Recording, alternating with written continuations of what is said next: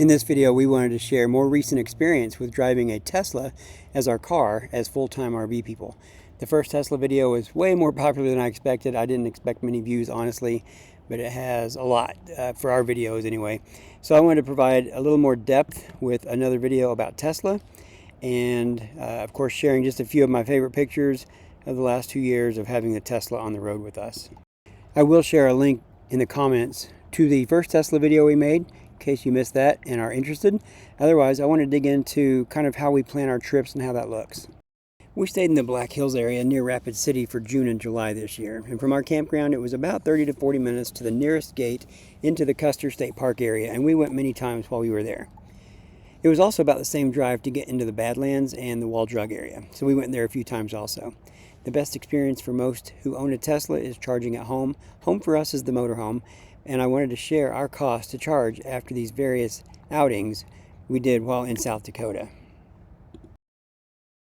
When we are planning RV travels, we also have to plan ahead for how the car will handle a certain area based on distances we want to drive and whether or not we can charge at the campground. So I like to map out where we're staying to, say, the far south side of Custer State Park in this example, or up to Spearfish, to get up to Spearfish Canyon in this example, just to see how many miles it is each way, and to start to plan the range and make sure that we're going to be able to get around without any issue. Here's the route to Wall Drug, and then just south of that is the Badlands area. So with that distance, we just double that and know that we need to have that much range. In the case of western South Dakota, you can see these 4 red dots, which represent a Tesla Supercharger, meaning we really don't have to plan very hard at all to make sure we're going to have plenty of range and energy for the trip. After checking the Tesla Supercharger locations, I use a third-party app called PlugShare and look at all the charging infrastructure in the area. The orange ones represent either Tesla or the higher speed charging locations. The green ones are slower speed. They're not much use on a trip, but they're good for picking up a little bit of juice when you're out and about. After each time you charge the car, it tells you on the screen here how many kilowatt hours of energy was added to the battery pack. In this case, it was 35 kilowatt hours added during last charging session. In South Dakota, our cost was 11 cents per kilowatt hour, so it's pretty easy math to see that it's under $4 for that day of driving around in South Dakota. Now let's look at the Montana area. Again, we map out the distances. The blue dot in the lower corner here represents exactly where we are in Kalispell at the campground that we stayed at for 7 weeks. The dark blue line is the trip up through Columbia Falls, up to Apgar, which is the west entrance to the Going to the Sun Road. That is the name of the road through the park, the primary road through the park, and the most beautiful drive in America, according to many. And we needed to know the distance of that to see if we could go across and back and check our range. Turns out it's about 30 miles from where we stayed to the west entrance of the Glacier National Park, and about 48 to 50 miles one way across the Going to the Sun Road. So roughly 160 miles round trip, which was very easy to do in the car. The next area to check out for distance was the Mini Glacier Hotel area.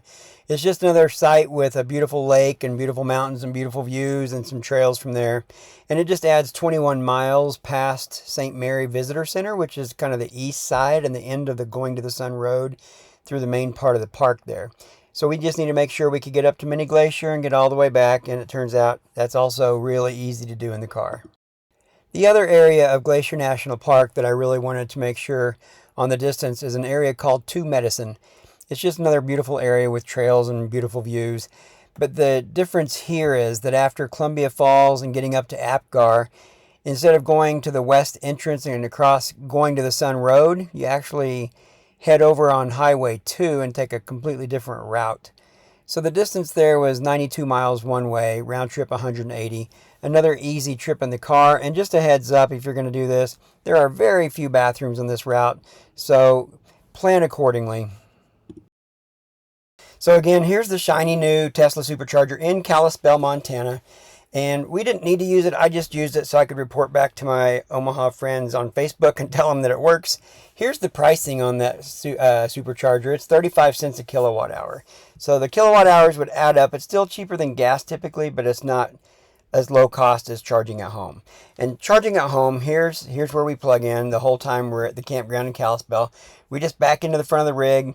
I've got a Y splitter on the 50 amp plug on the pedestal, and I've got the Tesla mobile charger plugged in, and I keep the car set to 16 amps or less so that the house and the car combined don't blow the pedestal. Here's the super fantastic part of this stay. The entire time we were here, we paid zero energy. The energy is included in the cost of the bill, and I asked the owners literally 3 times before we got here if we would be able to charge the car at the campsite, and they said no problem. So I definitely wanted to ask because they're basically giving us free gas in our car, and every outing we've done has cost us $0 in fuel other than going to Canada where we had to hit Superchargers. And of course, me being me, what do I do but estimate how much gas this saved us? I made some assumptions like 20 mile per gallon car. I looked up the live gas prices on the west and east sides of Glacier. I looked at how many trips a week we take, around 4 into the park. I looked at the distances to the different places we go and kind of averaged. And for the 7 weeks we're here, ballpark, rough estimate, we're saving around $800 that we would have spent on gas driving a car all around Glacier National Park. This little yellow circle with the white star on it is from the tesla.com/supercharger webpage, where they show you where all 50,000 charging stations are around the world. And the yellow indicates coming soon. So this has been marked for a while as 2024, and they really don't get more granular than that. But this is the only supercharger in the entire area, and this is what it looked like leading up to all the months before we got here and while we were here for the first month. And just for a frame of reference, on the Tesla Supercharger website, if I zoom out, you can see there's a whole bunch of them all around, really thick in California. Here's the one in Kalispell, but there's a lot of them around. For those of us that want more granular detail about the Supercharger status, this third-party site gives you dates of when they begin planning and get permits, and when construction begins, and how long each station has been in each phase of the process, and then when it opens. It's called supercharge.info. The red dots on the supercharge.info website indicate an open Tesla supercharger.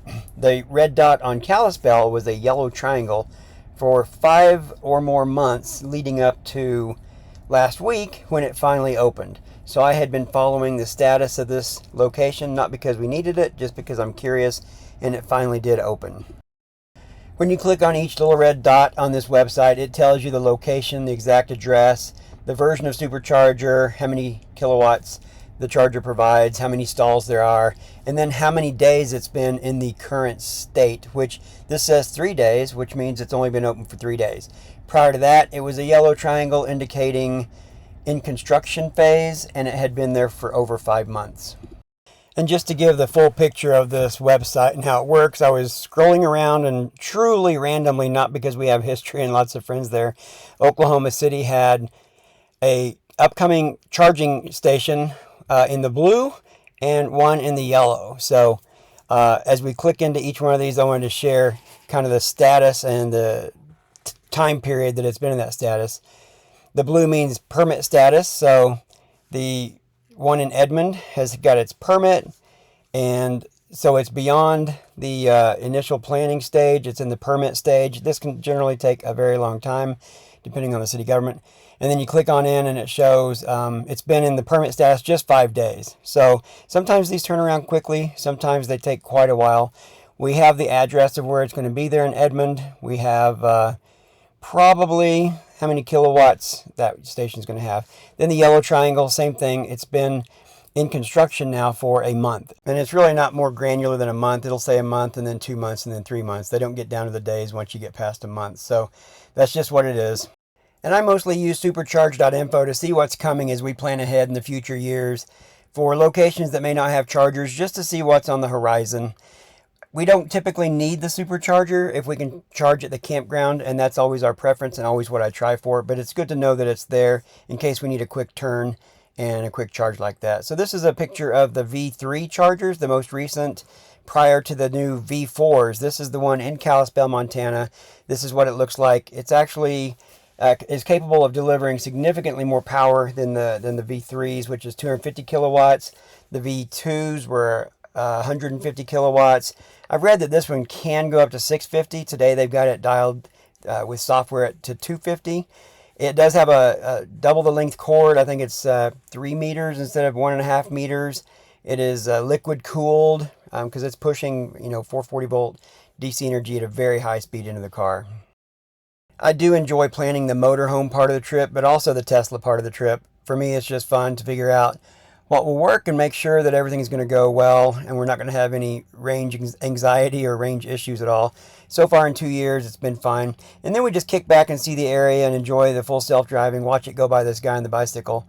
The car goes over the center line, gives them a wide path to share the road with them.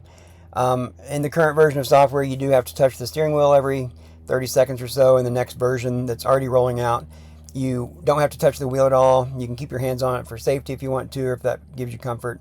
Mostly you have to keep your eyes open, your eyes up, your eyes off of screens being distracted, and looking out the front window, and then you don't have to touch the wheel. So in this, obviously, I'm not touching the wheel in the video, but every so often the screen says, are you still there? Touch the wheel.